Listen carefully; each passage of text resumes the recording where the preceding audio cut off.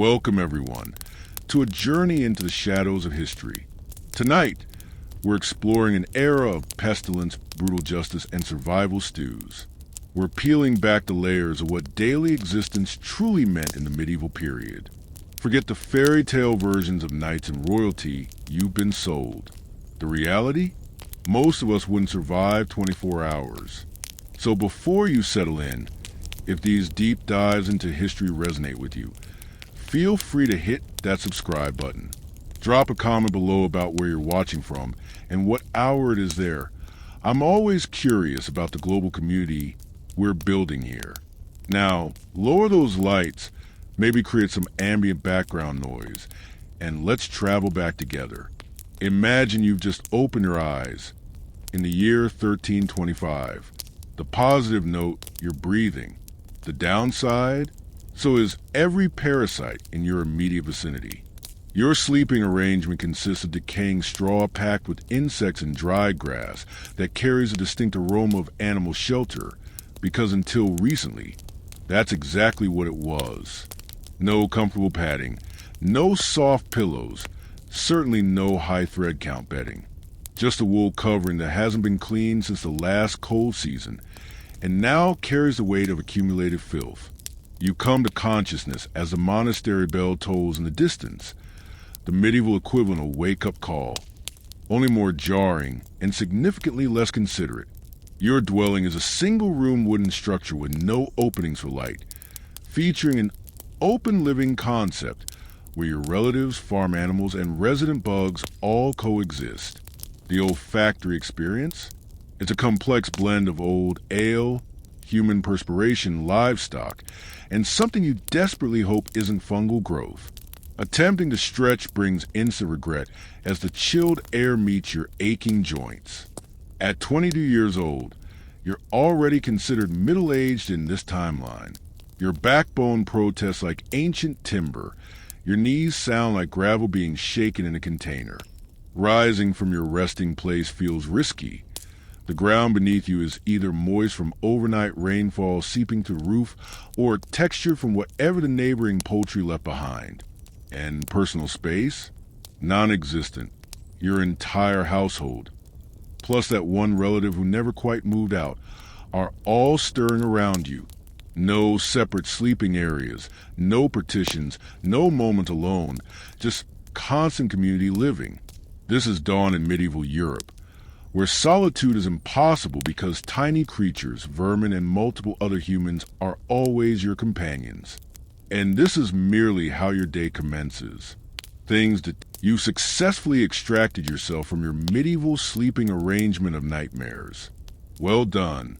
Now biological necessities demand attention, and they're not asking politely. This is where you start longing for contemporary bathroom facilities. There's no porcelain throne, no seating, no tissue paper, no flushing mechanism, not even a reluctantly helpful plunger. During the 1300s, answering nature's call was an expedition, a sociological study, and frequently a semi-public spectacle. If you're among the common folk, your restroom is probably a wooden container behind your home that's already at capacity because a relative had digestive issues after consuming questionable root vegetables. The odor is apocalyptic. You hold your breath, conduct your business, then comes a surprising part. You throw it into the public pathway. Yes, the street. You're expected to yell something like, "Attention below," before emptying it from your window. Though honestly, people rarely move quickly enough. Medieval roads function as open waste channels. Picturesque streams of human excretion, animal droppings, and unidentifiable fluids you prefer not to analyze. If you're fortunate to reside somewhere with communal facilities, congratulations. You get to sit elbow to elbow with strangers in an outbuilding where seclusion is fictional and air circulation is practically non-existent. You might exchange pleasantries, but try to minimize inhalation. Cleaning materials? Unheard of. Most people use straw, foliage, cloth scraps, moss, or feeling extravagant, a piece of wool fabric. Sometimes nothing whatsoever. And if you're in a fortress, surely conditions improve? Sort of. You might have a garderobe, an opening that drops waste directly into surrounding water. Smart in theory. Until you realize invaders sometimes climbed up through these waste shafts. Whether farmer or aristocrat, medieval sanitation was a degrading ceremony, chilly, public hazardous, and consistently revolting. You've endured the toilet experience. You merit some compensation, correct? Perhaps a pleasant morning meal? Something heated, tasty, comforting? Sorry, this is medieval Europe. Nothing here provides comfort. The first meal of the day, if we can call it that, is a bleak occasion. No fancy egg dishes, no brewing coffee apparatus. Definitely no trendy toast variations. You sit or crouch near the flames with a wooden container of something resembling mud scraped from footwear. Welcome to your daily allocation of pottage. Pottage is a dense, viscous mixture composed of whatever ingredients are available: grains, tubers, perhaps some legumes if you're fortunate. It simmers in the same cauldron for days, sometimes weeks, with new components simply added to the previous batch. It's less a culinary creation and more a continuous edible experiment. Accompanying it, a segment of bread so solid it could probably block weapon projectiles. Created from rough rye or barley flour, often extended with wood particles, crushed nuts, or other invented components, because refined flour is for the wealthy. This baked good isn't your companion. You don't cut it as much as you bargain with it. Beverages? You're not drinking fruit juice or specialty coffee blends. You're consuming ale. Yes, ale. In the morning. Why? Because the water supply swarms with parasites and contamination. So you begin your day with low alcohol brew, minimal intoxication, maximum survival potential. Children drink it too. Nobody celebrates this, but at least it's unlikely to immediately kill you. Desiring meat or cheese. Keep dreaming. Those are for special occasions and religious observances, and only if your landowner feels charitable. Most laborers consume meat just a few times annually. As for fresh produce, only during growing seasons and before it ferments into alcohol. And don't contemplate spices unless you're royalty. A bit of pepper costs more than your monthly earnings. So you munch your granular bread, swallow your medieval ale, and attempt not to visualize the rodent that might have sampled your porridge overnight. Breakfast doesn't invigorate you. It simply occurs to you, and now that you're sufficiently undernourished, it's time to labor as if your existence depends on it. Because it absolutely does. You consumed your dismal medieval morning meal, and now it's time to attire yourself. Not that it will improve anything. Your clothing collection consists of precisely one ensemble. One, it's a coarse wool garment or linen smock that you've worn daily for months, possibly years. Seasonal clothing trends don't exist here. You simply wear items until they disintegrate or cause skin infections. Underclothing? Optional. If you're lucky, perhaps a linen undergarment. If not, you're going without under layers of prickly, damp wool, all hand-stitched by someone who probably had limited understanding of proper seams. There are no cleaning appliances, no soap, certainly no professional cleaners. Your garments are stained, rigid, and scented like compost that's been steeping in livestock quarters. Even if you wanted to clean them, it's incredibly difficult. You'd need to transport water from a river, heat it over flames, scrub your clothing on boards with ashes, and hang it in sunlight, which appears approximately 3 days per year. And don't get me started on footwear. If you own any, they're made of untreated animal hide, poorly stitched, offering arch support comparable to fruit peel. Most common people walk barefoot through muck, through waste, through medieval hazards, essentially sharp stones and disease-filled puddles. All this means one thing: your skin despises you. You itch perpetually. Fleas, lice, and bed insects reside freely on your body. Everyone hosts them: aristocrats, clergy, children. Everyone, You'll be scratching with wooden implements while conversing with local religious leaders, and nobody will react. Your skin becomes irritated from constant rubbing. Your scalp becomes a landscape of bites. And if you develop skin irritation, too bad. No skin specialist, no medicated creams, nobody to diagnose your condition. You simply continue enduring. And if you're fortunate enough to avoid serious infection, that rash will accompany you for months like an unwanted medieval companion. Now that you're clothed in agony and enveloped in discomfort, it's time to venture outside and commence labor yourself toward exhaustion. Now that you're attired in discomfort and damp fabric, it's time to attempt a morning greeting. Except you don't, because during this historical period, smiling involves dental risks rather than emotional ones. Oral care implements don't exist here. No bristle brushes, no mint paste, no mouth rinses, no string cleaners. The concept of dental cleanliness is about as widespread as regular washing, which is to say, barely present. Some individuals might gnaw on small branches or rinse with fermented grapes or acidic solutions, but generally, your teeth are independent entities, and they're not thriving.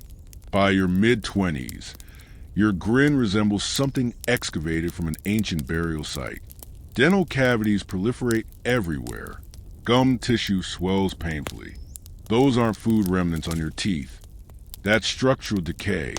Your mouth contains more deterioration than a medieval vegetable seller's inventory. Sweeteners, while not universally available yet, are becoming more accessible to the wealthy, imported at significant expense, primarily used in delicate pastries or to display prosperity. If you're aristocratic, congratulations, you get to decay your teeth more rapidly than laborers. If you're poor, the process happens gradually through fermented bread, gritty meals, and years of vigorous chewing. Tooth discomfort becomes your constant companion. The kind of agony that makes you contemplate spiritual appeals, alcoholic consumption, or extracting the offender yourself with metal tools. This is an exaggeration. It was actual treatment. Dental specialists didn't really exist, but barber surgeons did. Yes, the same individual who trims your hair also extracts your molars by candle glow using metal instruments and zero pain prevention. An infected tooth? Prepare for elevated temperatures, because without antimicrobial treatments, it can easily progress to blood poisoning and become fatal from a toothache. The exact same discomfort that sends us to pharmacies today could mean your funeral in the 1300s. There's no social relief either. Romantic encounters? Good fortune. Oral malodor is ubiquitous. If you're unattached, you're evaluated by your land holdings and livestock rather than your smile. Essentially, your mouth is a combat zone, and it's losing the conflict. Now that your teeth are pulsating with discomfort, let's proceed outside, because your actual occupation, the one that will strain your physique to its limits, is just commencing. Time to commence work. Except there's no corporate office, no workstation, no beverage breaks, no opportunity for advancement. Your employment, if you're among the 90% majority, is straightforward. Avoid death while toiling for another's benefit. Your agricultural labor. Congratulations. This means you work land owned by an aristocrat who likely doesn't recall your name. You rise with sunlight and cease only when it vanishes behind tree leans. Your equipment, a wooden digging tool, a corrode cutting blade, and whatever skeletal parts remain functional in your body. There are no end-of-week breaks. There's no formal departure time. There's only daylight to darkness, 6 days weekly. The Sabbath offers respite, but only if you're not gathering crops, repelling invaders, or desperately praying for your infected digit to stop darkening. The labor is brutal. Fields are tilled manually or with bovine assistance, if you can afford them. You excavate channels, sow seeds, remove unwanted plants, and transport water until your spinal column begins resembling curved letters. Nobody inquires if you're fatigued. Nobody checks on your psychological well-being. If you're female, Surprise! You don't merely perform field duties. You also nurture children, maintain cleanliness, prepare food, process wool, feed creatures, and pretend your spouse's lice population isn't gradually migrating to your sleeping area. Children begin assisting around age 5. No educational institutions, no playthings, just miniature agricultural tools and aspirations of someday not succumbing to influenza. If you're among the minority not farming, perhaps you're a metalworker, leather processor, or barrel maker, excellent. You still labor with flames, chemicals, or animal intestines daily in poorly aired sheds. Compensation? Basic survival. Benefits? Occasional blood loss. Break a bone? Unfortunate. Develop fever? Consume warm ale and continue. You cannot pause, not even for one day. Because if you don't labor, you don't eat. And if you don't eat, medieval Europe has a solution called replacement. So you grip your digging tool, disregard the skin blisters, and keep excavating. Because during this era, your occupation isn't a career path. It's a slow-motion survival trial. Now that your back aches from agricultural labor, let's discuss atmospheric conditions. Because during medieval times, temperature isn't about seasonal changes. It's about continual celestial punishment. Begin with cold seasons. No thermal insulation, no central warming systems, no weatherproofing. Just wooden barriers with gaps large enough to toss poultry through. Your window openings covered with fabric, not transparent glass. The hearth fire seems comforting theoretically, but you lack sufficient fuel to maintain it because timber is costly and collecting from woodlands is sometimes prohibited. Yes, you can receive capital punishment for gathering incorrect timber from prohibited forests. You layer your single moist wool garment, crowd near fading coals, and still awaken with frozen nasal passages. Your feet remain perpetually chilled, frequently damp. Your digits so stiff they feel like miniature medieval frozen treats. Tissue freezing from cold isn't medically identified. It's simply termed misfortune. Now advance to warm seasons. Sounds preferable, correct? Incorrect. In summer, your dwelling transforms into an earthen oven. No air circulation devices, no cross-ventilation, absolutely no odor concealers. You perspire through your clothing layers but cannot remove them because revealing excessive skin causes social outrage and invites sun damage, insect stings, and community judgment. Flying insects emerge in full strength, attracted to your unwashed physique and the aroma of last week's goat stew still fermenting nearby. Mosquitoes hum near your ears during sleep, assuming you can rest through neighboring noises and infant cries. In fields, the sun scorches you. No solar protection. No head covering unless you fashion one from dry grass like an anxious field protector. The worst aspect? You still must work. Heat exhaustion is simply termed taking an unfortunate turn. So you're either trembling in your own residence, wondering if your toes will survive until spring, or perspiring through your only foot coverings while your upper legs chafe into oblivion. The single constant, regardless of season, your garments still irritate, your food remains terrible, and your next task still awaits. Welcome to medieval climate management, which means none exists. Feeling parched? Need refreshment? Want a splash hydration on your face to awaken from this damp fever dream of existence? Unfortunately, during medieval times, water isn't your ally. It's attempting to discreetly eliminate you. Begin with consumption. The adjacent stream appears fresh, bubbling, and clear like fantasy literature descriptions. But narrative spoiler, it's not. Upstream. Someone just emptied a chamber pot into it. If not that, then a deceased swine is probably decomposing within. Parasites, microorganisms, and medieval Europe's entire microbial army await in every sip. That's why people consumed ale. Yes, ale, even juveniles. But before imagining medieval children performing drinking games, understand it was small beer, minimal alcohol content, maximum survival potential. The brewing process heated the liquid, making it safer than whatever flowed through settlement trenches. Wine provided another option if you were affluent enough and unconcerned about functioning before midday. What about cleansing? Surely water served hygienic purposes. Theoretically, yes. Practically, absolutely not. During that era, people believed washing actually expanded skin openings and admitted sickness. Correct. Cleaning yourself was considered medically hazardous. You were apparently cleaner if you never removed the protective grime layer coating your skin.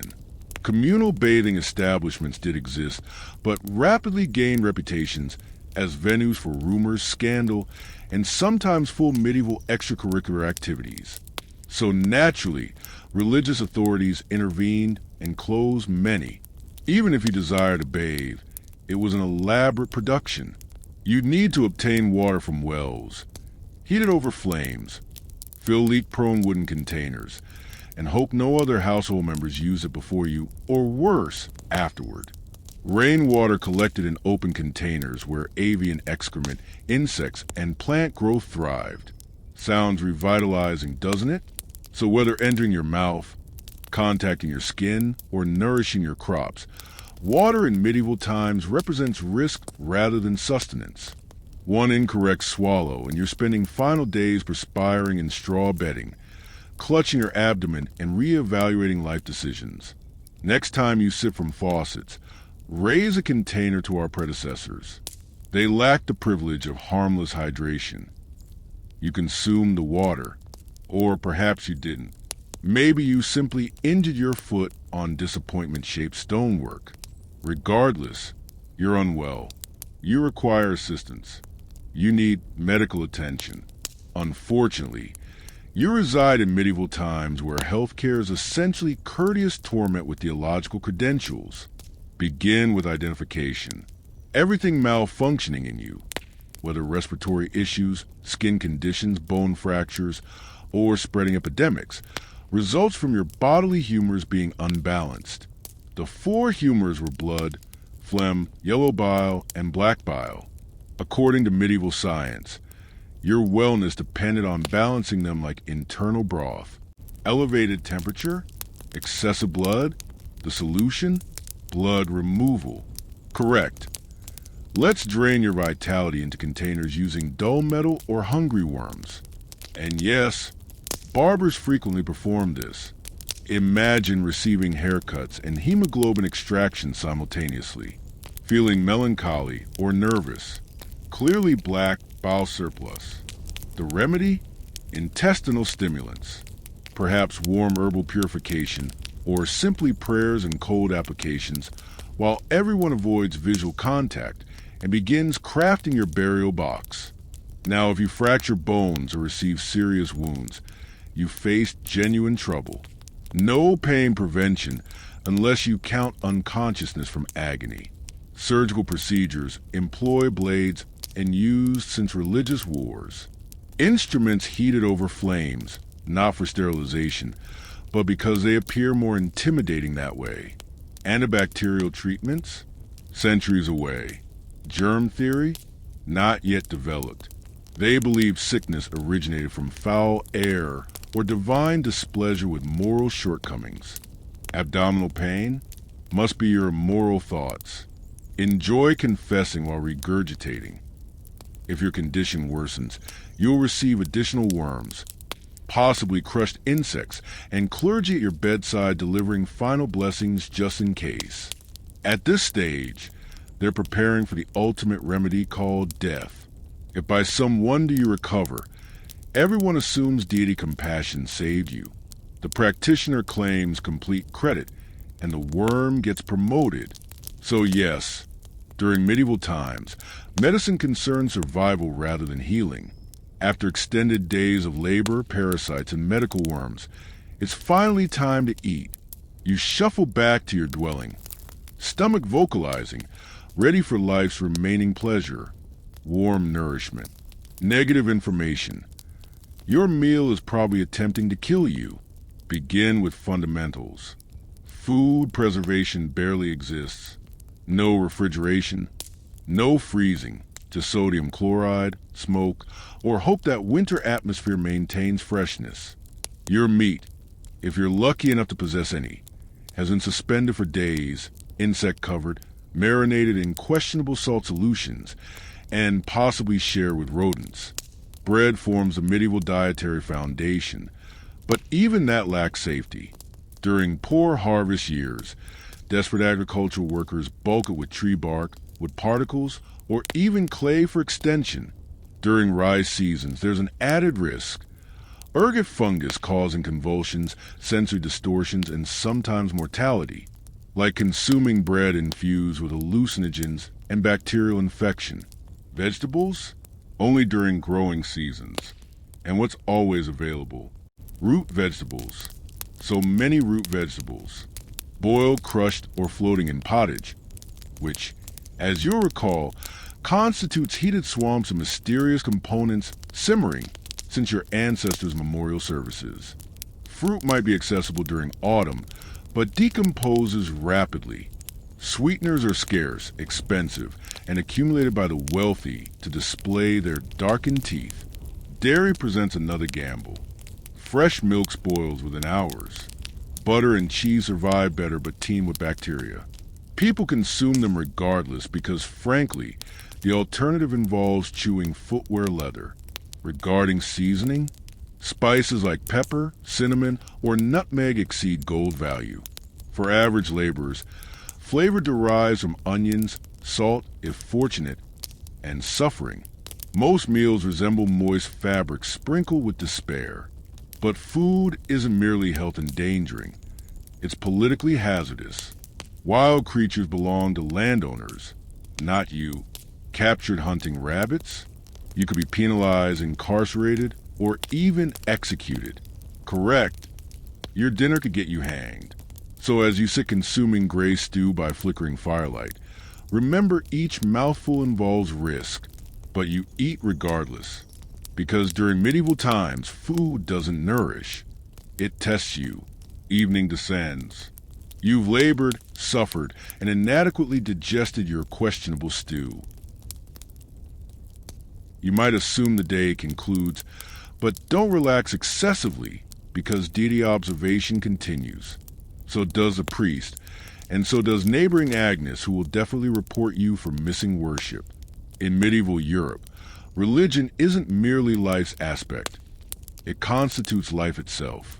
The church governs your calendar, legislation, education, if literate, your birth, marriage, death, and everything between. Consider it your spiritual property owner, and you're consistently behind payments. Each day structures around prayer signals. The settlement religious bell sounds at dawn, midday, and dusk. Not because people require reminders, but because missing devotion constitutes transgression. Forget to incline? Transgression. Consume flesh Fridays? Transgression. Consider your neighbor's spouse in that particular dream? Double transgression. Yes, damnation seems intensely genuine, vividly authentic. Clergy describe it with elaborate detail. Fire rivers, boiling blood lakes, pitchfork-quipped demons, and eternal lamentation. If plague doesn't frighten you, perpetual condemnation definitely will. You cannot read holy texts personally because they're written in Latin, language reserved for monastics, clergy, and that one aristocratic youth too refined for soil. You depend on religious interpretation for everything. This means if clergy claim crop failure resulted from insufficient prayer intensity, well, time for intensified kneeling. Tithes, 1/10 of everything you own, are compulsory. If cultivating wheat, you donate wheat. If raising poultry, you donate eggs. If possessing nothing, congratulations, you're spiritually insolvent and financially doomed. Holidays? They're holy occasions. Dozens of them. While offering labor respite, they're not for enjoyment. They involve worship attendance, fasting, transgression confession, and self-reminders that joy constitutes dangerous indulgence. Questioning religious authority proves hazardous. Heretics incinerate, witches submerge, blasphemers whip, and skeptics rapidly reform. So you perform rituals. You chant. You incline. You pray that after enduring this soil-covered existence, your essence might finally reach paradise, assuming clergy favor you. Because during medieval times, deity may show mercy, but the religious institution? Not particularly. If you believe medieval peasant existence was challenging, attempt experiencing it as a woman. All the grime, hunger, and terror, plus childbirth, submission, and social invisibility. In medieval society, being female resembled playing life's most difficult setting without health restoration or restart options. From birth, a girl's life trajectory remained largely predetermined. Marry young, produce offspring, serve your spouse, expire exhausted. Education? Unlikely, unless born into nobility and dispatched to convents. Your intellectual development ceased around mastering dairy churning and garment repair. Marriage occurred early, exceptionally early. Betrothal at 12 and pregnancy by 14 wasn't unusual. Romance rarely factored. This concerned property, livestock, and political alliances. Your perspective remained unnecessary. Once wed, you essentially became your husband's possession. Your duties involved producing heirs, feeding everyone, maintaining household operations, and avoiding complaints. Because vocal dissatisfaction might earn you nag labels or worse, which that classification included complimentary drowning or burning, depending on regional preferences. Childbirth constituted a mortality lottery. No prenatal care, no sterile equipment, no pain relief. Midwives performed their best, but minor complications could mean death for mother, child, or both. Some women survived 10 pregnancies. Many didn't survive their first. Post-delivery, your workload intensified. Now you had wailing newborns in insect-infested dwellings while expected to nurse, cook, clean, and still assist in fields. You received no breaks. You served as everyone else's respite. Unmarried? Suspicious. Widowed? Vulnerable. Outspoken? Dangerous. Non-conforming women frequently face witchcraft accusations, particularly those with herbal knowledge, strong personalities, or who simply glance unusually during rainy weekdays. Even within religious institutions, your role remained limited. Nuns lived under stringent regulations. No unauthorized speech, no movement freedom. Your spiritual value perpetually ranked below men's. Essentially, if you were a medieval woman, you were expected to endure, obey, reproduce, and suffer quietly, ideally while smiling.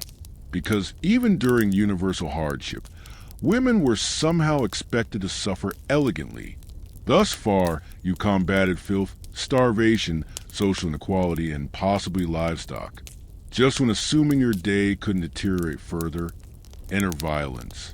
Loud, sanguinary, and frequently completely acceptable by medieval standards. Understand clearly, the Middle Ages weren't peaceful. Law and order concepts primarily meant hoping local nobility maintained good moods. Violence permeated everywhere: households, streets, battlefields, church conflicts, and sometimes communal bread oven queues. Crime remained commonplace. Punishment proved brutal, and justice resembled performance art more than protection. Stale bread loaf? Potential hand loss. Accused of falsehoods? Your tongue might pierce. Excessive gossip? Meet the skull's bridle. Facial metal cage with mouth bar for behavioral correction. Accused of serious offenses, heresy, theft, witchcraft? How to prove innocence. Through torture, naturally. Welcome to trial by ordeal. One variation involved inserting hands into boiling water, retrieving stones. If wounds healed infection-free, within 3 days, you were innocent. If not, guilty. Another option? Submersion in rivers. If sinking, you were innocent, though probably deceased. If floating, guilty and punished regardless. Resembled medieval game shows where survival constituted the prize, and hosts' execution sentences became public events performed before cheering crowds. Hangings, beheadings, incinerations. Sometimes spectators brought snacks, medieval equivalent of television entertainment. Domestic violence?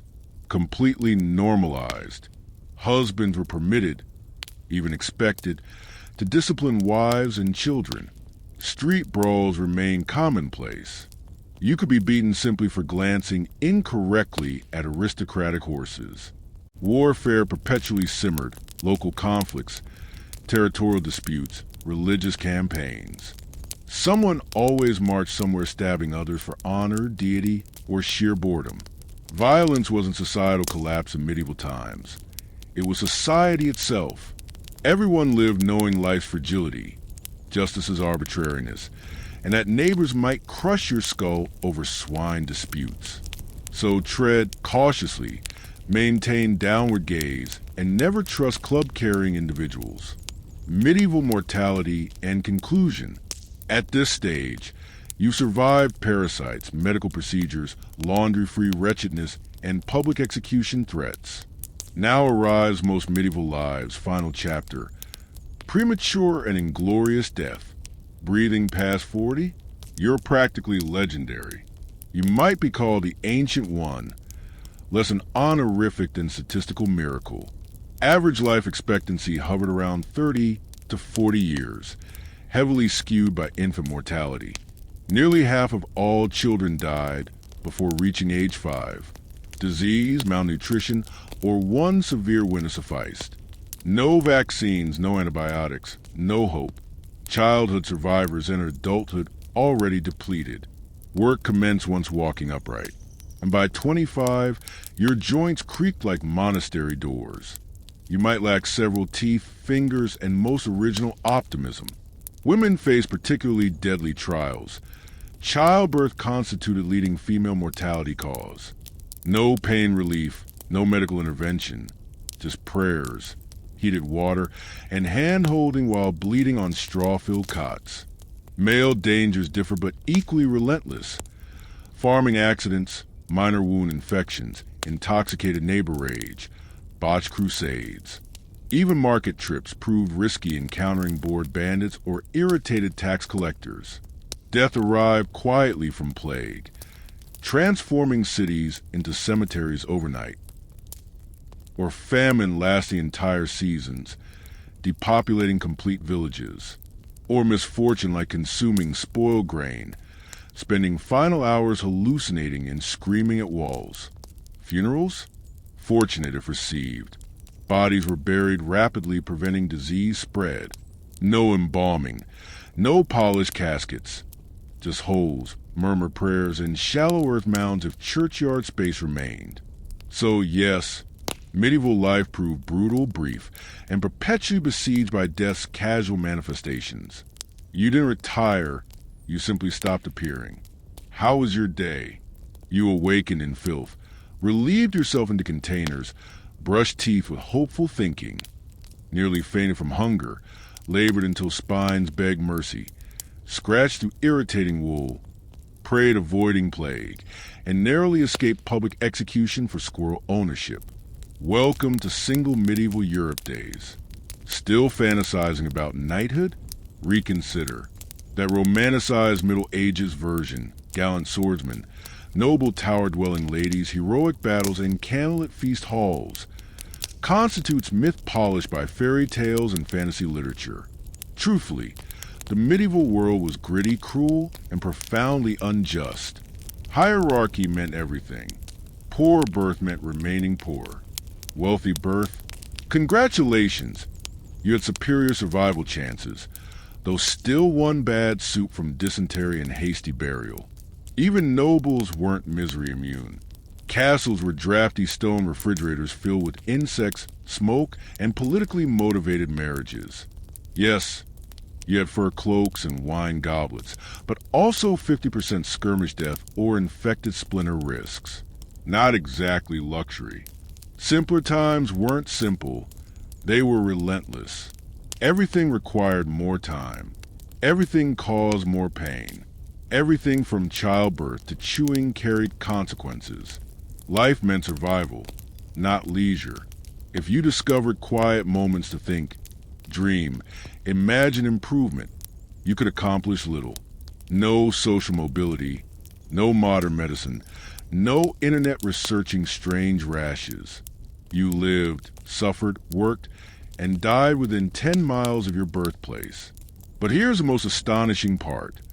Through everything, people still laughed, sang, told stories, fell in love, and found meaning. Not because life was easy, but because humans persevere stubbornly. Even during darkest chapters, they created light spaces.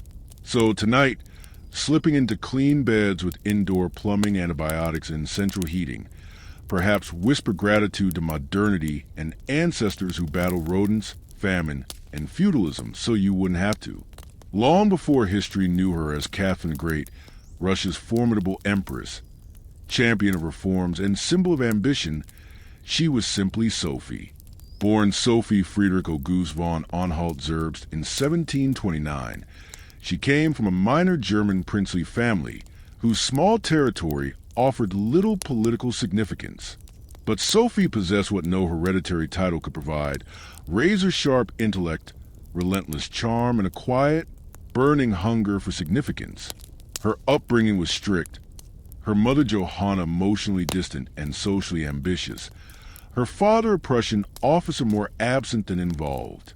From childhood, Sophie learned to navigate the delicate balance between obedience and cunning. She read voraciously, mastered multiple languages, and developed the crucial skill of observing rooms before speaking in them, talents that would soon become survival tools in one of Europe's most treacherous courts. When Russian Empress Elizabeth began searching for a wife for her heir, Grand Duke Peter, she looked beyond Russia's. Peter himself had German ancestry, and Elizabeth believed a foreign bride would be more pliable and grateful, easier to control. Sophie fit the description perfectly. Noble blood, Lutheran faith, which she'd be forced to abandon, and a reputation for both grace and humility. At just 14, Sophie received a summons to Russia. She arrived in freezing St. Petersburg in 1744, wearing thin German fabrics and a diplomatic smile. Her mother pushed her forward like a chess piece, but Sophie had already begun planning her own game. To become acceptable in Russian society, she converted to Orthodoxy, taking the name Ekaterina Alexeyevna, Catherine. The public ceremony was symbolic and life-altering. She wasn't just changing religions, she was burning bridges behind her, stepping into a foreign empire with no return possible. No one watching that quiet teenage girl in fur-trimmed coats could have predicted what would follow: betrayal, revolution, enlightenment, and empire. From the moment Sophie entered the Russian court, she ceased being a pawn and began strategizing how to become queen. A marriage of convenience and suffering. Catherine's marriage to Grand Duke Peter was supposed to secure her position in Russian royalty. But from the beginning, it felt more like imprisonment than coronation. Peter, heir to Russia's throne, was no fairy tale prince, awkward, immature, and obsessed with toy soldiers. He showed more interest in war games and governing or showing affection to his wife. Some historical accounts suggest he refused to consummate their marriage for years. He idolized Prussia's Frederick the Great and resented the Russian court that had adopted him. Meanwhile, Catherine embraced Russia with fierce determination, learning the language, studying its history, memorizing Orthodox rituals. She wanted to belong. Peter wanted to escape. This mismatch wasn't just emotional, it was political. The Russian court was a snake pit of gossip, paranoia, and brutal power struggles. Empress Elizabeth still ruled with absolute authority, but her health was declining. Everyone knew a transition was coming, and everyone had agendas. Catherine was constantly watched, her letters read, her friendships monitored, her every move scrutinized. She couldn't trust her husband, her mother, who still whispered foreign interests in her ear, or even her servants. In this world, Alliances could become accusations overnight, but Catherine was no fool. She learned to play the court's games quietly, cultivating allies in shadows. She charmed military officers, befriended scholars, and developed a reputation for dignity and restraint, a stark contrast to her husband's childish tantrums and open contempt for Russian traditions. Behind closed doors, Catherine began reading Enlightenment thinkers like Voltaire and Montesquieu. While others saw her as a young consort, she was building a vision, not just for herself, but for Russia as a nation of strength, education, and reason. But one problem remained. The longer Peter lived, the longer Catherine stayed in limbo, a powerless wife to a man unfit to rule. So she waited, observed, and planned. She knew the Russian throne wouldn't be inherited. It would have to be taken. The coup that changed everything. In 1762, after nearly 2 decades of waiting, watching, and quiet maneuvering, Catherine saw her moment and seized it with breathtaking precision. Empress Elizabeth had died, and Peter, now Peter III, was finally Tsar. But his reign began unraveling almost immediately. In just months, Peter alienated the church, offended the nobility, insulted the army, and lavished praise on Prussia, Russia's longtime enemy. He reversed key policies, humiliated clergy, and talked openly about divorcing Catherine to marry his mistress. The court, already wary of his erratic behavior, turned cold. The army, filled with generals loyal to Catherine, grumbled in corridors. Ordinary Russians, devout and patriotic, saw Peter as a foreign puppet mocking their traditions. Catherine, watching everything unfold, made her move. In July that same year, while Peter was away at his summer palace, Catherine launched a bloodless coup d'etat. Supported by key military officers, including her lover Gregory Orlov and his influential brothers, she rode through St. Petersburg in full regalia, was proclaimed Empress Catherine II, and won the Imperial Guard's allegiance. Peter, caught off guard and without allies, surrendered within days. He was taken into custody, and shortly after found dead under mysterious circumstances. Officially, hemorrhoidal colic. Unofficially, murder. Catherine was now empress, not by birth, not by marriage, but by will, wit, and audacity. It was unprecedented. A foreign-born woman with no legitimate claim had taken Russia's throne without a single battle. But her real challenge was just beginning. She had to transform that bold power grab into a lasting legacy. Would Russia accept her? Would nobility respect her? Could she hold the empire together without suffering her husband's fate? Catherine understood that power gained through intrigue could be lost just as easily. She needed to rule not as a schemer, but as a visionary. And so began her transformation from careful conspirator to reforming empress, one who would redraw borders, embrace enlightenment, and redefine what it meant to be a woman in power. Enlightenment empress. Once Catherine had the crown, she could have rested on power, but she didn't. She envisioned something bigger than simply occupying a throne. She wanted to transform Russia, not just militarily or politically, but intellectually. While Peter had worshipped Frederick the Great and toy soldiers, Catherine idolized Voltaire, Diderot, and bold Enlightenment thinkers. She believed in reason, progress, education, and a monarch's role as servant of the people. Even while ruling with absolute authority, Catherine didn't just read Enlightenment philosophy, she lived it. She corresponded directly with Voltaire for over 15 years, flattering him while defending her autocracy. She invited Diderot to her court and purchased his entire library to support him financially. Behind closed doors, she pored over legal texts, debated reforms, and crafted modernization policies. Her early reign featured efforts to codify Russian law. She formed the Legislative Commission in 1767, an ambitious project to rewrite Russia's entire legal code. Catherine's nakaz, or instruction, was a political manifesto in disguise. Speaking of equality before law, torture's dangers, and rulers' responsibility to serve common good. For an 18th century Russian empress, it was radical. But Enlightenment ideals had to survive Russia's realities. A vast, feudal, deeply conservative land ruled by nobles who preferred their serfs exactly where they were, beneath them. Catherine knew this. While advocating reform, she moved carefully. She abolished some torture forms, expanded secular education access, and built schools and libraries.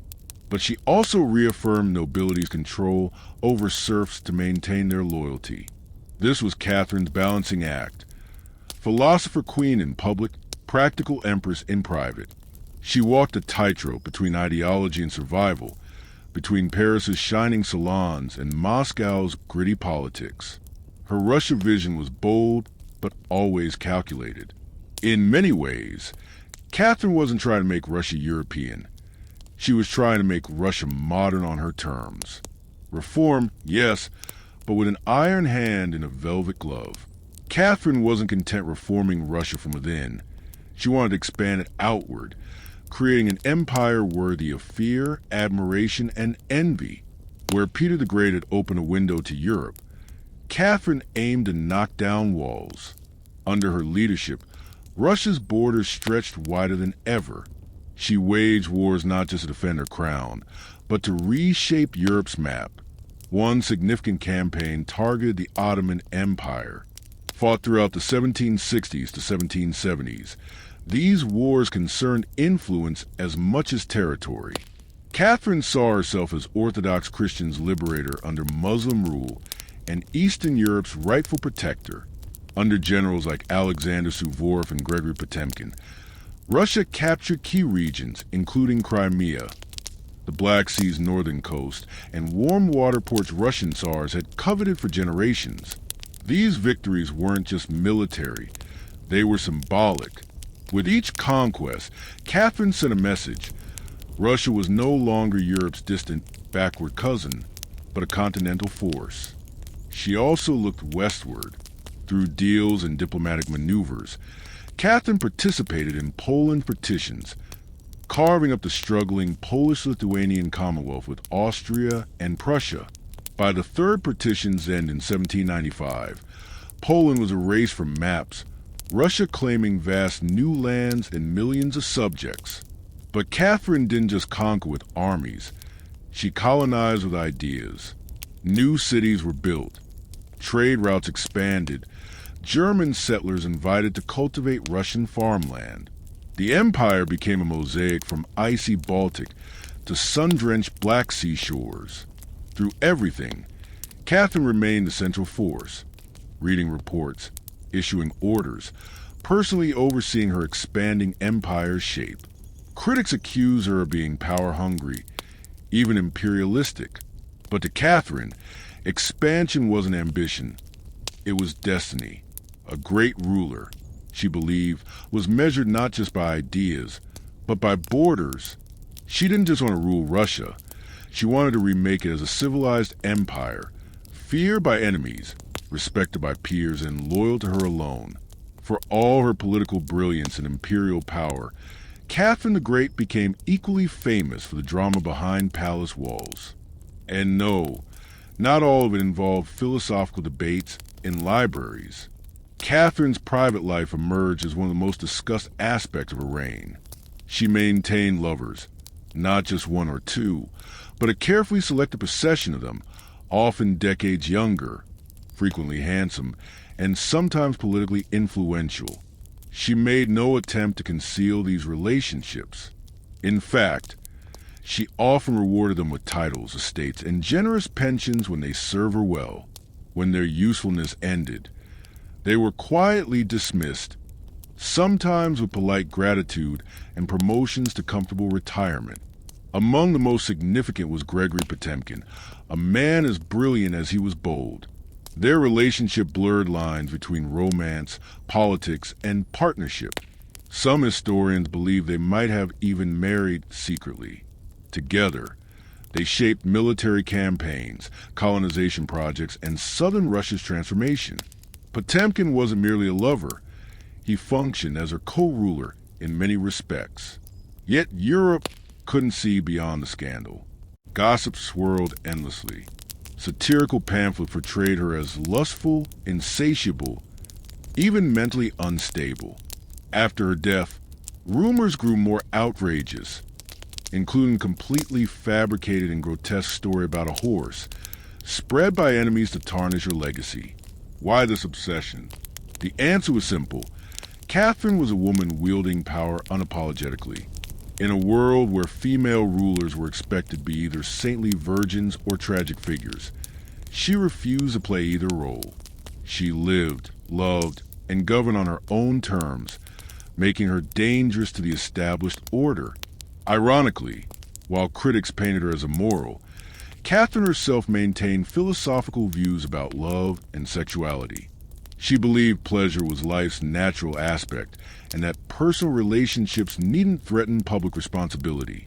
She separated emotion from governance, an achievement few male rulers managed. In reality, her liaisons were often strategic. She surrounded herself with men who were loyal, capable, and politically useful. When they ceased serving these purposes, she released them, usually with smiles and generous settlements. Catherine's love life didn't weaken her rule. It formed part of her overall strategy, blending passion and power in ways that made her unforgettable, envied, and feared. Rebellion and reality. Despite her charisma and control, Catherine's reign faced serious peril. In 1773, that danger arrived in the form of a bearded Cossack named Emelian Pugachev. This was no ordinary rebel. Pugachev claimed to be none other than Peter III, Catherine's deceased husband.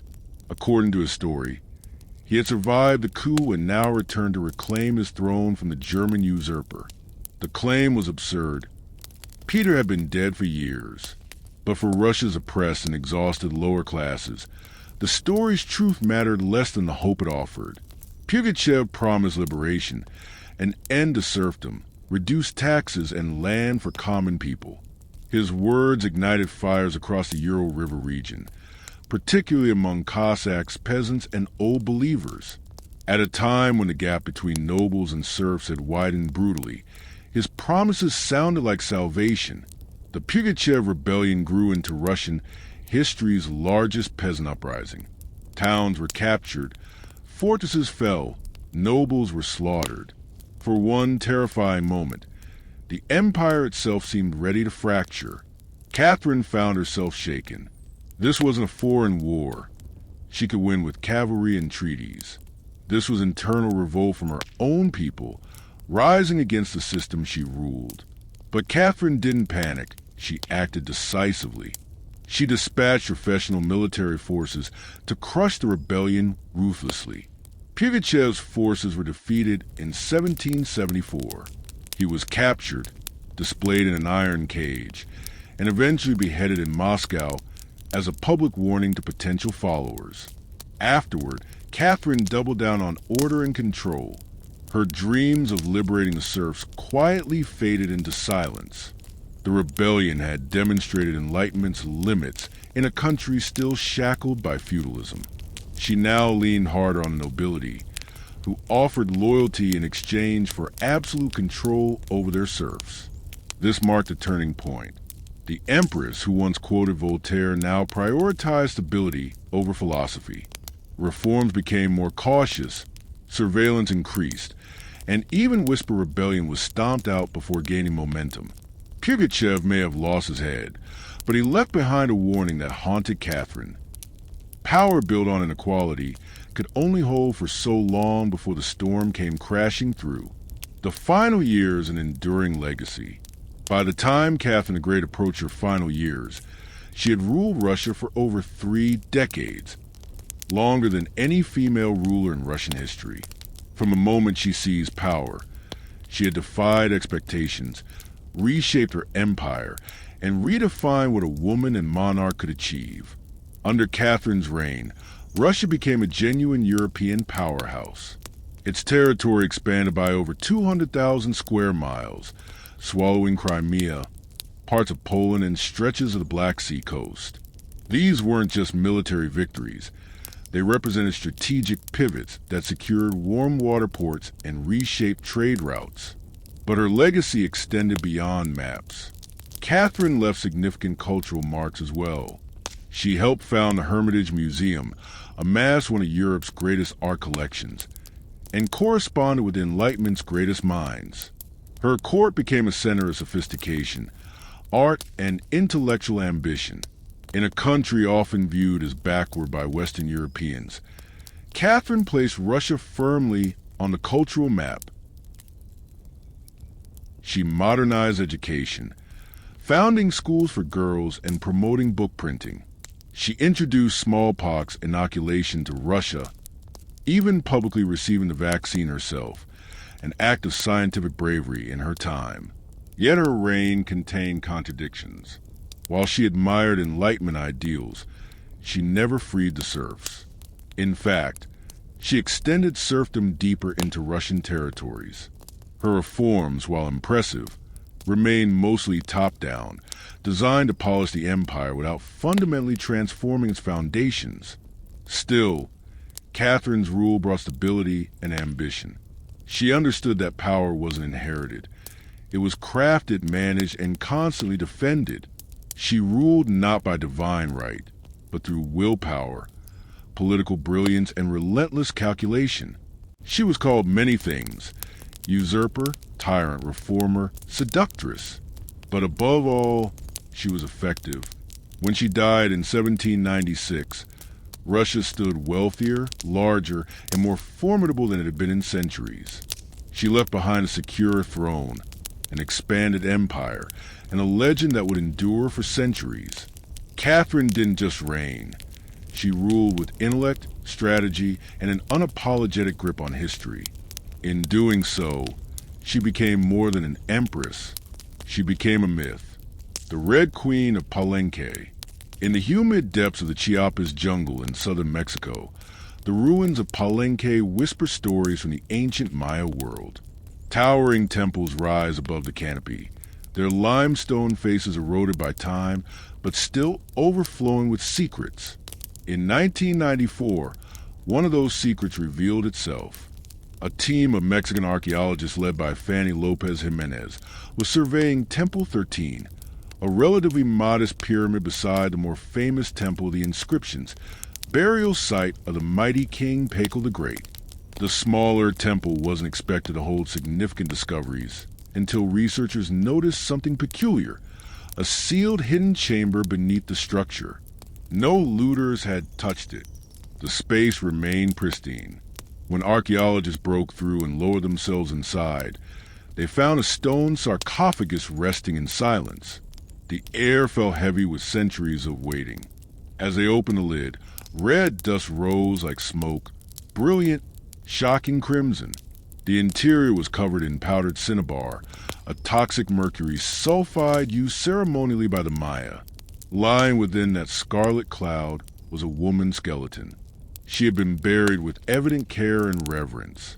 Her bones appeared fragile but intact, her skull still wearing a jade mask, her body surrounded by funeral offerings, necklaces, diadems, ear spools, all crafted from jade and shell. Everything about the burial screamed royalty, yet no name was inscribed anywhere. No glyphs identified her.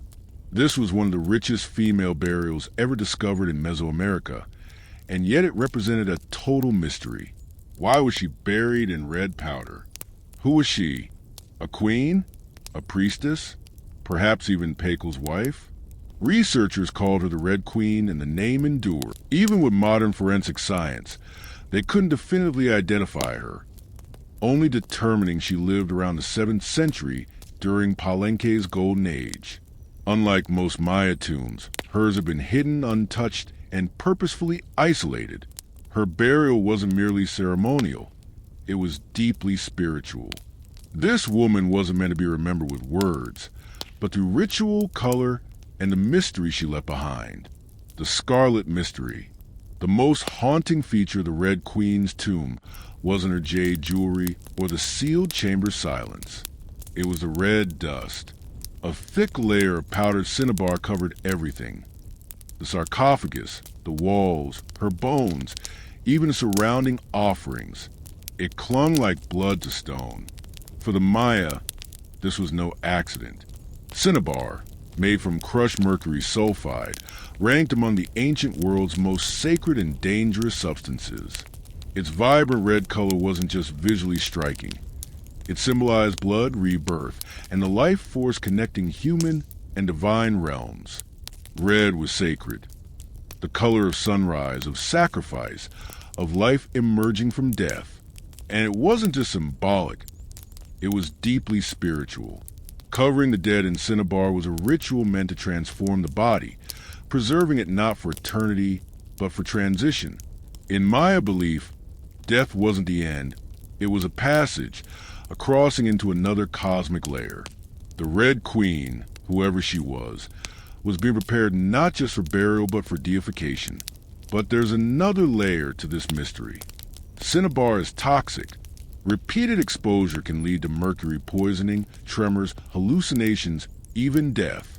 The Maya likely didn't understand chemistry, but they recognized its potency. It was volatile, powerful, dangerous. To bathe a corpse in it declared this person was no ordinary mortal. In Palenque, very few received cinnabar burials. Pacal the Great, the mighty king whose pyramid dominates the site, was one. His body, like hers, was also saturated in the red powder. That detail alone sparked speculation. Was the Red Queen his wife? His mother? Someone of equal divine status? Her skull had been placed on jaguar skin, another sacred symbol. Around her, bone needles, obsidian blades, and miniature jade figurines hinted at rituals performed during her life or in her honor at death. Every part of her burial told a wordless story, a narrative of power cloaked in secrecy. A woman prepared to cross into the underworld not in silence, but in ceremony, drenched in sacrifice's color. Treasure for the journey. Surrounding the Red Queen's crimson-drenched remains was a world of silence broken only by jade, shell, and obsidian gleams. These weren't mere ornaments. They were carefully selected offerings to accompany her journey to Xibalba, the Maya afterlife. At her sides lay jade necklaces, heavy and cold, their polished surfaces still radiant after 1,300 years underground. Jade wasn't just beautiful to Maya, it was sacred, representing eternal life, Maze's green vitality, the jungle's life force, and the gods' very breath. Only elites were buried with jade. For the Red Queen, it covered her chest, wrists, and ears, clear sign she wielded significant influence in life, perhaps even divine favor. One of the most haunting objects was a funeral mask placed delicately over her face. Unlike Egypt's golden death masks, this one was subtle, constructed from dozens of tiny mosaic tiles arranged to mimic her skull's contours. The mask served ritual purposes, protecting the soul, preserving identity, presenting her as divine before the gods. Scattered near her bones were bone needles, obsidian blades, and shell artifacts, possibly ritual tools or symbols of her status as priestess, healer, or royal matriarch. One bone pin showed faint but purposeful engraving, a small echo of her voice lost to time. At her feet and along the tomb's edges stood ceramic vessels, still sealed, likely ones filled with offerings, food, drink, or incense to sustain her spirit beyond death. The Maya believed the afterlife was a dangerous journey filled with challenges and layered realms. These items weren't luxuries, they were necessities. To modernize, the tomb feels intimate rather than overloaded, intentional rather than ostentatious. There was no gold, no chariots, no pomp, just items chosen with spiritual weight. It was a map for the soul. Through these treasures, we glimpse how the Maya understood death, not as finality but as power's transition. The Red Queen wasn't buried to be forgotten. She was being prepared to ascend. Who was the Scarlet Sovereign? Despite her tomb's grandeur, the Red Queen left behind one haunting void. No name, no inscriptions adorned her sarcophagus, no glyphs on walls identified her. She was clearly someone powerful. But who? From the moment her tomb was opened, scholars began connecting dots. The most compelling theory suggests she was Tizakbu Ajal, wife of Kinich Janab Pakal, known today as Pakal the Great, Palenque's most famous ruler. Tizakbu Ajal was more than just Pakal's consort, born into nobility. She married into Palenque's royal dynasty young, bore at least 3 high-status sons, and played key ceremonial roles during her husband's reign. If anyone merited such burial honors, she did. Supporting this theory was the tomb's location, just feet from Pakal's own grand burial. The proximity suggests deliberate pairing, husband and wife, rulers even in death. Then there's the cinnabar. Only 2 Palenque burials featured such intense cinnabar coverage, Pakal and the Red Queen. This unlikely coincidence strengthened the connection, but here the mystery deepens. DNA tests conducted on both sets of remains proved inconclusive. The woman's bones showed no direct maternal link to Pakal, though this didn't rule out a spousal relationship. After all, marriage requires no shared blood. Some argue she could have been Sak-Kuk, Pakal's powerful mother who ruled Palenque before his maturity. Others suggest a high priestess, sister, or royal ancestor whose name was lost to history's erosion.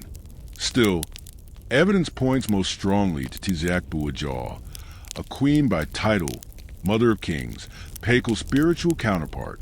The name's absence may not be oversight, but intention. In Maya cosmology, souls lived on through ritual and symbol rather than monuments. Thus the Red Queen remains suspended between legend and truth, a woman who ruled, remembered not in stone but in scarlet and silence. Maya women's hidden power. To understand the Red Queen, we must understand her world, where Maya women, especially royalty, wielded more influence than many realize. In Maya civilization, politics was often family business. Royal women weren't merely passive consorts. They were diplomats, priestesses, and power brokers conducting rituals, sponsoring temples, and maintaining dynastic legitimacy. Their bloodlines were political capital used to forge alliances and secure throne claims. Consider Sak-Kuk, Pakal's mother. When Palenque's throne stood vacant, she assumed power herself, ruling as queen regent until her son matured. She wasn't a placeholder. She governed in her own right, issuing decrees and overseeing construction. Without her, Pakal might never have risen. She wasn't unique. Across the Maya world, at Yaxchilan, Naranjo, and Calakmul, inscriptions show women performing major ceremonies, engaging in warfare diplomacy, sometimes ruling outright. They appeared on stele and murals wearing elaborate headdresses and regalia, standing beside kings as equals or superiors. Their words were carved in glyphs, their names remembered until they weren't. By the time Spanish conquistadors arrived centuries later, much memory had eroded. The colonial lens portrayed native women as silent figures in male-dominated worlds. But archaeology reveals different stories, complex gender roles where power was negotiated, not simply inherited. This context recasts the Red Queen. She may not have ruled by name, but her rich, sacred burial beside Pakal suggests she was a royal order's central pillar. Her jade mask wasn't mere decoration. It symbolized identity, power held in life and protected in death. Her bloodline may have been the very glue holding Palenque's dynasty together. In Maya civilization, a queen wasn't just a queen. She was sacred lineage's keeper, ceremony's voice, often the bridge between gods and humanity. The Red Queen may be nameless, but in her world, she was never voiceless. Architecture of eternity. The Red Queen wasn't just buried with treasures. She was interred in architecture rich with purpose, layered with Maya cosmology, ritual symbolism, and intentional design. Her tomb wasn't merely a grave. It was eternity's gateway. Her body was discovered inside Temple 13, among Palenque's smaller pyramids. Yet its proximity to the temple of the inscriptions, Pacal the Great's resting place, speaks volumes. These temples weren't randomly built. Their positioning was sacred, guided by astrology, myth, and dynastic legacy. Temple 13 rises modestly compared to its grand neighbor, but hides something more intimate, a sealed crypt untouched by looters, perfectly preserved. Constructed deep within the temple's core and accessible only by steep, narrow staircases, the descent into her tomb feels almost symbolic, a ritual journey downward into the underworld. The chamber itself is stark, cut stone sealed tightly for over 13 centuries. No glyphs or murals cover walls. No ornate carvings tell her story. Perhaps this silence is intentional, a space not for the living to interpret, but for the dead to transform. At the center, her sarcophagus sits like an altar crafted from limestone, echoing Pacal's grand stone coffin next door. While Pacal's lid famously depicts cosmic rebirth scenes, the Red Queen's tomb is more subdued, focusing inward on the body, the cinnabar, death's ritual itself. Yet subtle architectural cues hint at meaning. The tomb aligns east to west, a symbolic path mirroring the sun's journey from life to death. The chamber feels small but powerful, deliberate, personal, a sacred enclosure for someone revered. Maya temples were cosmological tools, bridges between heavens, earth, and underworld, burial within one elevated beings beyond the human realm. The Red Queen's eternal home wasn't an afterthought. It was a carefully constructed shrine where death became transformation. Her bones rest in stone, her essence in cinnabar, her legacy in architecture itself. A temple speaking without words, telling us she mattered. Frida Kahlo's Blue House beginnings. Frida Kahlo was born on July 6, 1907, in Coyoacan's vibrant district, then a village on Mexico City's outskirts. Her childhood home, the Casa Azul Blue House, overflowed with color, contradiction, and quiet strength. It would later become her sanctuary, battleground, and museum dedicated to one of the 20th century's most iconic artists. Frida was the third of four daughters born to Guillermo Kahlo, a German-Hungarian photographer, and Matilda Calderon, a devout Catholic of indigenous and Spanish descent. Her parents were opposites.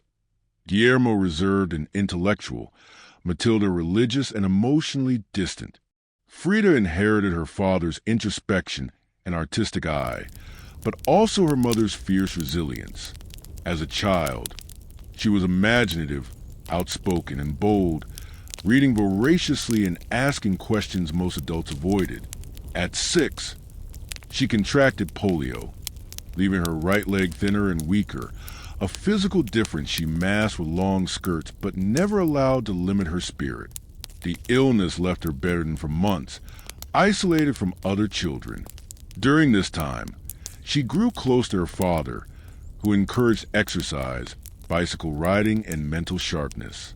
Unlike most girls of her era, Frida didn't aspire to become a wife or homemaker. Her goal was medicine.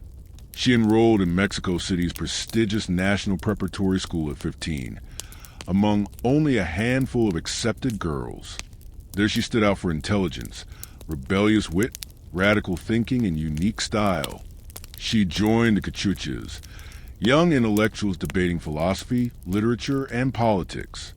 Frida was drawn to revolution, to tradition-challenging ideas.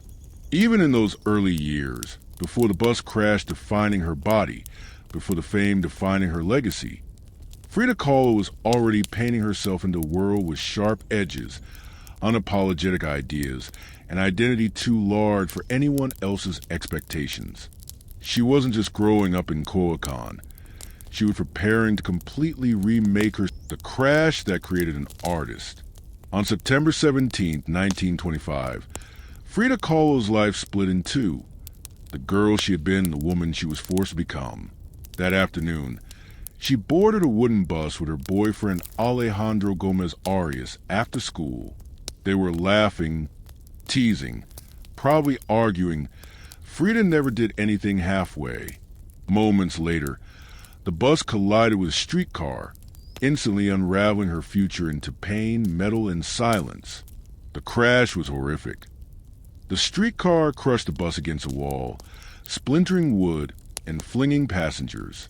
Frida was impaled by an iron handrail entering her left hip and exiting through her pelvis.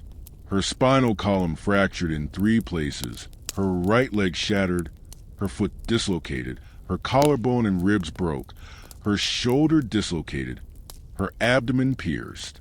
She was 18. A man covered her with a borrowed coat.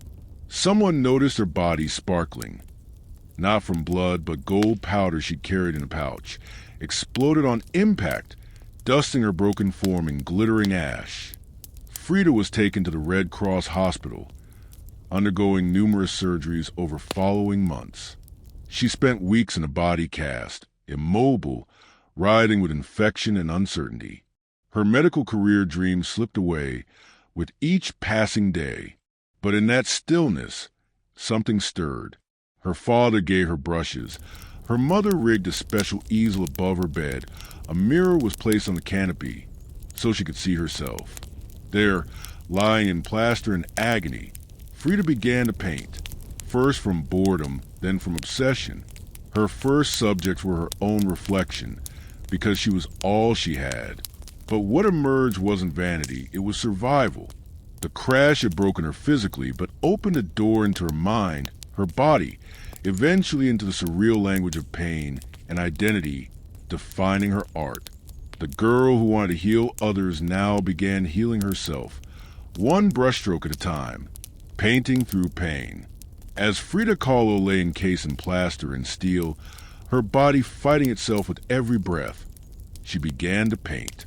What started as therapy soon became language, deeply personal, brutally honest, often difficult to view, which was precisely the point. Frida didn't paint pretty flowers or polite landscapes. She painted pain, her pain, physical, emotional, existential.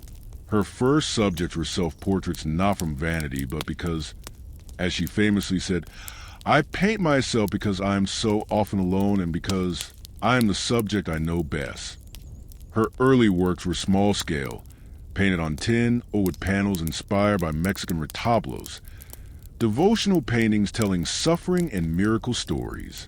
Frida turned this tradition inward. Her body became the canvas, her emotions the altar. She painted herself as split, pierced, bleeding. In one painting, she's impaled by nails like a modern martyr. In another, she floats in barren landscape, tethered to a broken column metaphorizing her shattered spine. She painted herself weeping, fractured, decapitated, and bare, but never passive, always watching. Her pain wasn't sanitized. She painted trauma's ugliness with beauty, defiance, even each piece reclaimed her body, her experience, her identity as a woman in a world often defining her. But Frida wasn't just telling her story. She was inventing new visual narrative blending Mexican folk art, surrealism, medical illustration, and symbolism. Her paintings became dreamlike soul autopsies framed in color, culture, and myth by the time she recovered enough to walk, albeit painfully. Frida was no longer the girl wanting to be a doctor. She was an artist, her art unlike anything seen before. She had taken the worst thing that ever happened to her and transformed it into creation source. Frida Kahlo didn't just paint her pain. She made the world look at it, turning suffering into sacred self-expression. Diego and the Elephant. In 1928, still recovering, still painting, just 21 years old, Frida Kahlo met the man who would become her life's most profound and turbulent relationship, Diego Rivera. He was 20 years her senior, already Mexico's most famous painter. Massive in stature and presence, Rivera was a Mexican muralism giant known for sweeping, politically charged frescoes telling the Mexican people's story. Frida had seen his work before and admired it, but now she wanted his opinion of her work. She brought her paintings to him at the Ministry of Education, interrupting his scaffold work to ask bluntly, "Do I have talent?"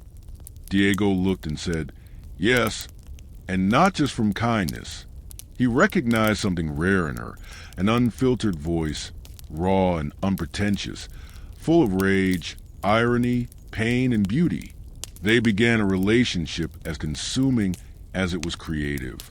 Frida once said, "I suffered 2 accidents in my life. One where a streetcar knocked me down. The other was Diego." They married in 1929, an odd pairing to outsiders. Diego, massive, unfaithful, politically famous. Frida, sharp-tongued, fiercely independent, already walking with a cane. Her parents called it the marriage between an elephant and a dove. Their bond was passionate but chaotic. Diego supported her art and encouraged her growth as a painter, but he was also endlessly unfaithful, even with Frida's own sister Christina. Frida was devastated, and in return took lovers of her own, both men and women, including rumored affairs with Leon Trotsky and painter Georgia O'Keeffe. They divorced in 1939, then remarried a year later with different terms. This time, Frida would keep her autonomy, her home, her money, her name. Their second marriage concerned creative partnership and mutual understanding more than traditional love, despite betrayals and heartbreak. Diego remained a constant force in Frida's life. He challenged her, wounded her, but also believed in her as an artist, revolutionary, and woman redefining painting's possibilities. Together, they weren't peaceful, but political awakenings. In the 1930s, Frida Kahlo followed Diego Rivera north to San Francisco, Detroit, and New York as he completed high-profile mural commissions. These years abroad brought her face-to-face with American industrialism, wealth, and capitalism's contradictions, leaving her with deep political discomfort. Frida was a proud Mexican nationalist, committed communist, and indigenous traditions admirer. The opulence she witnessed in the United States, especially while the Great Depression ravaged much of the country, deepened her disillusionment. In letters home, she mocked the culture's materialism and appearance obsession. She missed Mexico's grit, color, and contradiction. While Diego painted enormous factory wall murals, Frida began painting smaller, quieter revolutions, deeply personal works on tin and canvas. Her style solidified, sharp, surreal, emotional, intimate. During this time, she produced some of her most iconic self-portraits. Frida didn't just paint herself for vanity. She painted herself to survive. Her identity became her landscape. With her body constantly in pain from her accident, multiple surgeries, and a failed pregnancy in Detroit, she turned inward. Her portraits showed her bleeding, fragmented, exposed, yet her face always calm, direct, unapologetic. One of her most powerful works. Henry Ford Hospital shows her lying on a hospital bed crying, surrounded by floating law symbols, a fetus, a snail, medical equipment, a cracked pelvis. It was raw, graphic, deeply emotional, a canvas bleeding with truth. Back in Mexico, Frida immersed herself in leftist politics. She and Diego welcomed Leon Trotsky into their home during his exile. Frida wore Tehuana dresses, traditional indigenous garments, not just as fashion, but political and cultural statements. Her art was never disconnected from her beliefs. Her identity, body, and ideology all intertwined in her work. While Rivera painted revolution's murals, Frida painted its human cost, the body in pieces, the mind on fire, the self always staring back. In exile and illness, she became not just a pain painter, but a resistance painter. Return to roots. When Frida Kahlo returned to Mexico in the late 1930s, she was no longer just Diego Rivera's wife. She had transformed into something else entirely. A force, an artist whose work radiated raw honesty, surreal symbolism, and cultural identity. Back in her homeland, she stepped fully into herself. Her Casa Azul in Coyoacan became a sanctuary of color and contradiction. Bright cobalt walls, yellow trim, Aztec statues in the garden, monkeys and parrots wandering freely. The house became a living extension of Frida's imagination. It was a perfect blend of tradition and rebellion, elegance and earthiness. Here she surrounded herself with pre-Columbian artifacts, ex-votos, folk art, and revolutionary literature. She wore bold Tehuana dresses, wove flowers into her hair, and painted amid copal incense scents and mariachi music from the streets outside. This period marked a creative explosion. Her paintings grew more intricate, symbolic, and political. Works like the two Fridas revealed a divided self. One in European dress with a bleeding heart, the other in indigenous clothing, strong and composed. It was Frida's visual autobiography, portraying love, loss, and heritage. In 1939, she exhibited in Paris where artists like Picasso, Breton, and Kandinsky praised her fiercely original style. But even among surrealists, Frida stood apart. When André Breton tried labeling her as one of them, she pushed back. They thought I was surrealist, but I wasn't. I never painted dreams. I painted my own reality. She painted Mexico, not the romantic postcard version, but the living, breathing country she adored. Her work pulsed with symbolism, skeletons, hummingbirds, hearts, thorns, corn, and blood. She honored her homeland's indigenous roots, while unmasking its past and present violence. But even as her artistic voice strengthened, her health continued declining. Multiple surgeries, infections, and chronic pain became daily realities. Still, she painted through it all, propped up in bed, torso bound in corsets, fingers clenched around brushes. Frida had returned to Mexico not to rest, but to reclaim her power through paint, politics, and fearless the final battle. As the 1940s progressed, Frida Kahlo's body continued betraying her. Her spine deteriorated. Her right leg remained constantly infected. She underwent more than 30 surgeries in her lifetime, often in grueling succession. At times, she was bedridden for months, encased in body casts or immobilized by traction devices stretching her bones apart. But still she painted. Each canvas during these years became both release and resistance. Her works grew darker, more defiant. She painted with clarity sharpened by pain, refusing to hide behind metaphor. In the broken column, she presents herself split down the middle, her body pierced with nails, a cracked ionic column replacing her spine. Yet her face remained stoic, her gaze unflinching. Pain for Frida was no longer just a subject. It was her companion, antagonist, and muse. Her political voice also grew louder. She joined the Mexican Communist Party, marched in demonstrations, wrote fiery letters, and called out imperialism and injustice. When her health no longer permitted walking, she appeared at protests in a wheelchair, defiantly holding signs and shouting slogans. In 1953, Frida received her first solo Mexican exhibition, a long overdue celebration of her art. But her health was so fragile doctors forbade attendance. So she did what only Frida would do. She arrived by ambulance, carried it on a stretcher, and placed in the gallery center on her hospital bed. Dressed in traditional finery, surrounded by her own work, she greeted guests with tequila, laughter, and that fire still burning in her eyes. Her final paintings were both childlike and harrowing. In Marxism Will Give Health to the Sick, she painted herself wearing a steel corset cradled by Marx's hands, casting away oppression symbols. Her last known work was a still life of sliced watermelons. One piece bore the words, "Viva la vida, long live life." Even facing death, she remained defiant, joyful, and political. Frida Kahlo's last portraits weren't just self-portraits. They were revolution acts, painted in pain but always signed with life. The immortal legacy. On July 13, 1954, at 47 years old, Frida Kahlo died where she had been born, La Casa Azul in Coyoacan. The official cause was listed as pulmonary embolism, but those closest to her whispered of something deeper. She had been ill, yes, but also exhausted by pain, by surgeries, by the long war with her own body.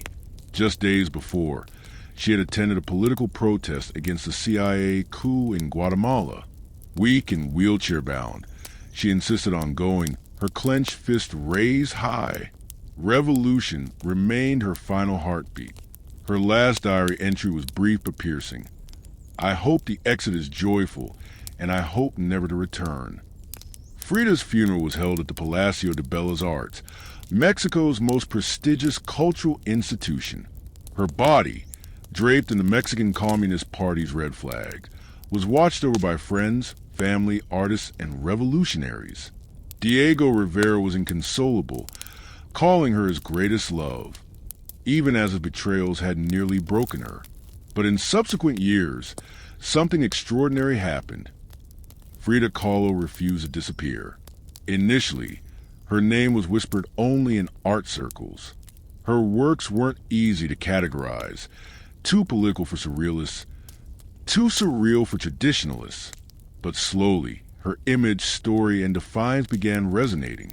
Through the 1970s and 1980s, as feminist scholars and activists reclaimed forgotten voices, Frida's grew louder. She wasn't just a painter anymore. She became a symbol of pain transformed into beauty, of feminism born through resistance, of Mexican identity celebrated without apology. Her face, the unmistakable unibrow, direct gaze, flower-crowned hair, became iconic. Her home became a museum. Her diary a sacred text. Her paintings displayed in the world's greatest museums. Frida Kahlo had lived much of her life in Diego's shadow. But in death, she stepped forward. She didn't just leave behind paintings. She left behind a mirror, daring us all to look not with pity or fear, but with fire. The eternal Frida. Today, Frida Kahlo's face is everywhere. Printed on t-shirts, painted on murals, made into dolls, memes, posters, and icons. Her signature unibrow, flower-crowned hair, and direct gaze are instantly recognizable worldwide. But what makes her legacy powerful isn't just recognition. It's the truth behind the image. Frida never tried being flawless. She didn't fit into boxes, wasn't conventional, and didn't care to be. In a world demanding perfection, she gave us realness, raw, messy, vibrant, angry, joyful, contradictory realness. She celebrated what made her different, her disability, her queerness, her politics, her culture, transforming them into art transcending borders and decades. She's become more than an artist. She's a global symbol of defiance, feminism, cultural pride, and creative resistance. For queer communities, she's a fearless bisexual icon who lived openly and unapologetically when silence was demanded. For women, she's a reminder that power doesn't require permission. For disabled artists, she's proof that pain can fuel the brush rather than stop it. For Mexico, she's a reclaimed daughter, fierce, folkloric, forever part of the national soul. Her paintings, once dismissed as too strange or personal, now rank among the world's most revered artworks. Pieces like the two Fridas, self-portrait with thorn necklace and hummingbird, and the broken column aren't just seen. They're deeply felt by anyone who has ever suffered and needed to transform that suffering into something sacred. She lived in the margins and turned them into center stage. She embraced contradiction. A communist who wore gold, a woman betrayed who loved again, a body in pieces with an unbreakable soul. Through everything, she painted, not just with color but with conviction. Frida Kahlo never asked to be a symbol. She simply told her truth. And in doing so, she told the truth for millions who had never seen themselves reflected in art before. Now when we see her face, we see courage. We see color. We see resistance. We see Frida, not gone but immortal.